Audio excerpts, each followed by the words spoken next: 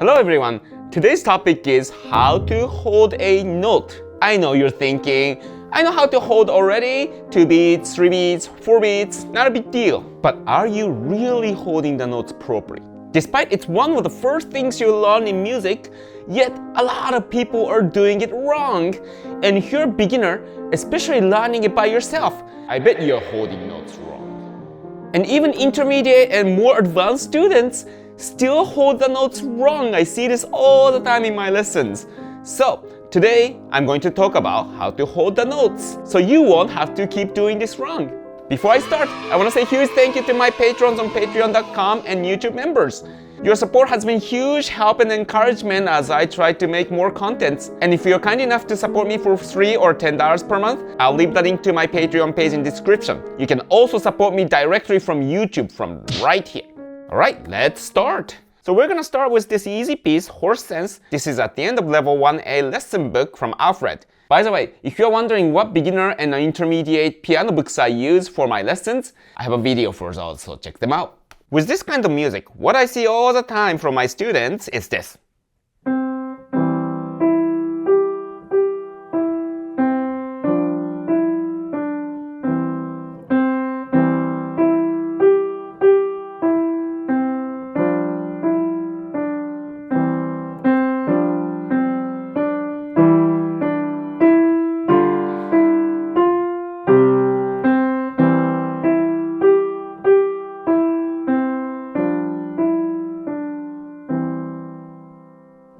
Did you notice anything weird? Yes, I held this note long, but not as long as 2 beats like it says.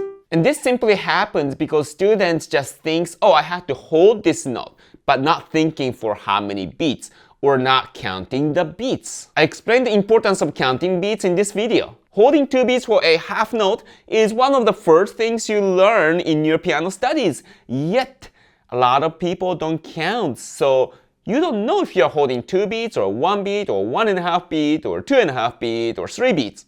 So make sure when you play something like this, you go 1, 2, 3, 1, 2, 3, 1, 2, 3, 1, 2, 3, 1, 2, 3, 1, 2, 3, 1, 2, 3, 1, 2, 3, 1, 2, 3, and so on. Now the interesting thing is, this kind of mistake is not likely to happen when you have something else going on in the other hand, like this piece.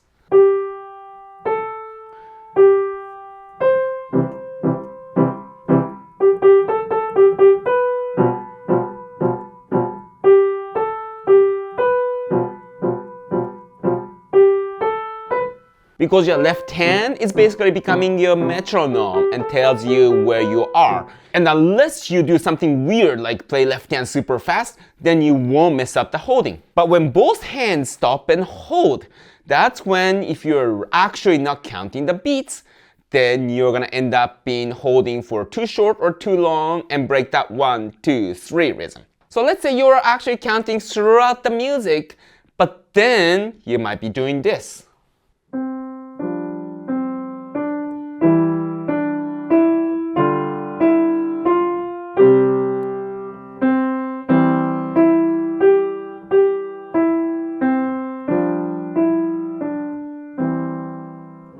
Did you notice anything? You might be thinking, hey, I counted 1, 2, 3, 1, 2 beats. I'm done, yay! Well, this is really common misunderstanding. Holding 2 beats means you hold for 1, 2 until you reach the 3rd beat. So in your head, you should be counting like this. 1, 2, 3, 1, 2, 3. You let go on 3. And like I said, this is so common that even I remember as I was learning, I was totally misunderstanding this. And my teacher had a hard time explaining to me how this works. So I'll do my best so that you can understand. But this is a little tricky thing to explain. So when you count 1, 2, 3, when you say 1, that's when you arrive at the 1st beat. And then when you say 2, that's when you finish holding for 1 beat and then arrived at the 2nd beat. If you let go at this point, then you're not holding the third beat yet. I'm sorry, you're not holding the second beat yet. So when you hold 1, 2, and until you arrive at 3, then you will have held the note for 2 beats for the first time. So this is what I say to my students.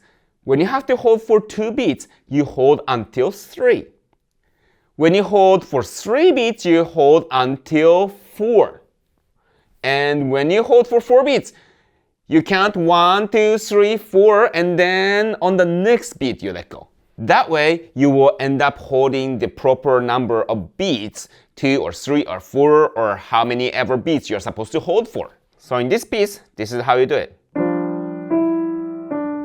1, 2, on 3, let go. Cutting the last note too short happens so often, and I get it.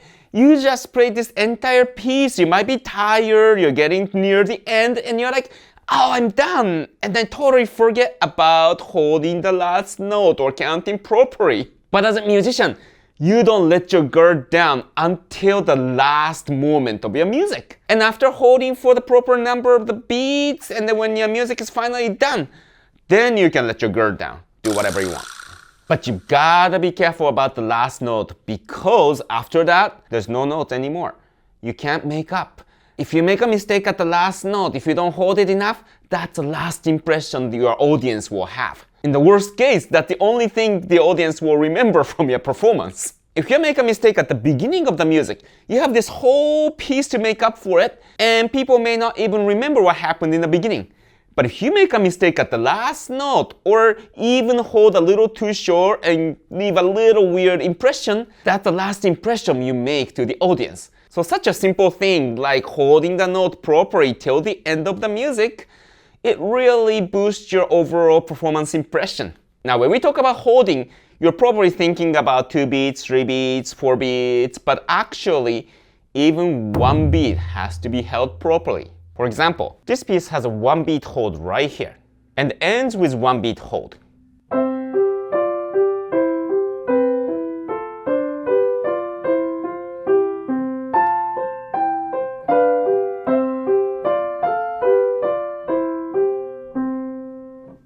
If you don't hold these 1 beats properly, it'll sound like this.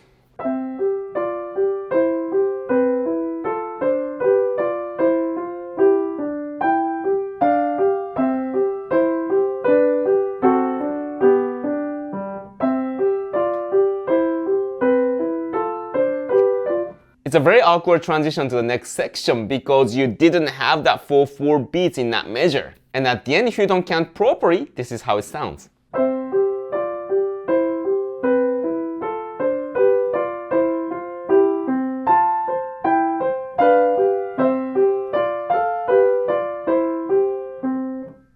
You played the whole piece so beautifully, and you end up ruining it with an abrupt stop. Now, holding a quarter note may sound like a weird concept, but quarter note is 1 beat, and 1 beat has a value. And especially when your music has lots of eighth notes and 16th notes that are smaller than quarter note feels like a holding note.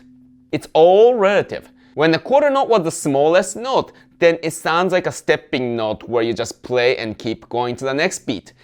But when you're playing a lot of smaller notes than quarter note, you have to hold as much time to spend that 1 full beat.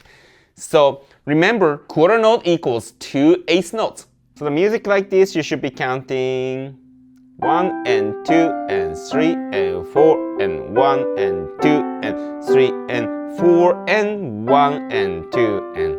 Just by counting the quarter note like 4 and like you would count for eighth notes, you can make sure that you're actually holding those 2 half beats. And same thing for the last beat, but be careful, make sure you count till the next beat. So 1 and 2 and 3 and 4 and 1 and 2 and 3 and 4 and next beat, then you let go.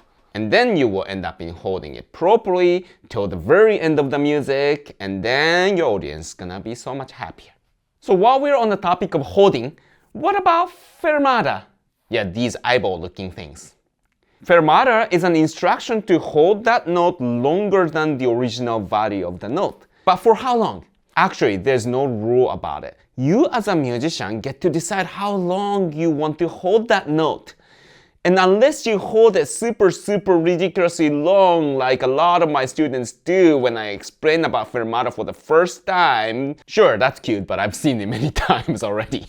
There's no right or wrong way to hold the fermata. But if you really need a guidance, this is what I usually tell, about 50% longer. Just add half of the original note value and you're probably okay. So let's take a look at this example from Moonlight Sonata.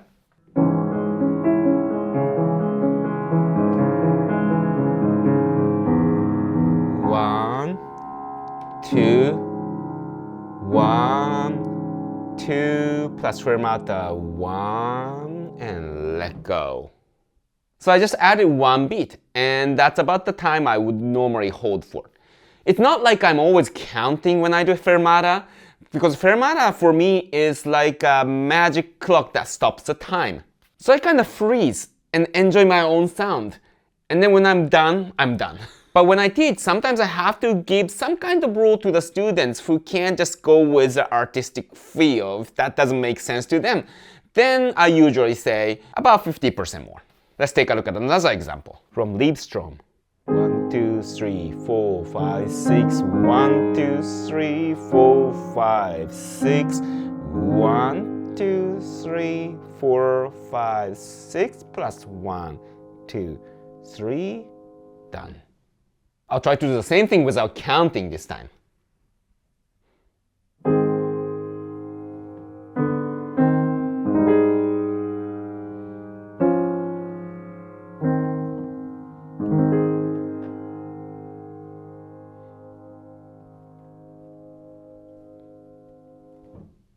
Now, without counting, I may have held longer or shorter than I did before, but I don't know because I wasn't counting. But I don't think it was that much different. So anyway, that's how I hold the fermata. Alright, so let's sum up. So whenever you have a holding note, make sure you count and then count till the next beat. If you have a note coming up after that, then you would normally, naturally move on to the next note. But sometimes when you don't have any notes following, like the end of the music or end of the section, then make sure you hold it until you arrive to the next beat. And sometimes even shorter notes like quarter notes has to be treated as a holding note, depending on what kind of notes you have in your music. And finally, when you have fermata, take your freedom, but make sure you count so you are already holding enough for the original note's value and add your own interpretation to it. But if you need a rule for it, just add about half of what the original note is, and most of the time it works well. That's it for today. If you liked the video, please hit the like button so YouTube will know this is good content and spread it to other people as well. If you haven't done yet, subscribe and hit the notification button so you won't miss my future videos. If you have any questions or comments, please feel free to leave it in my comment section. I really look forward to reading everybody's comments and I'll try to answer as much as possible. If you're interested in one-on-one session with me for online lesson or consultation, I'll leave the link to my online studio where you can make an appointment. See you in the next video. Bye bye!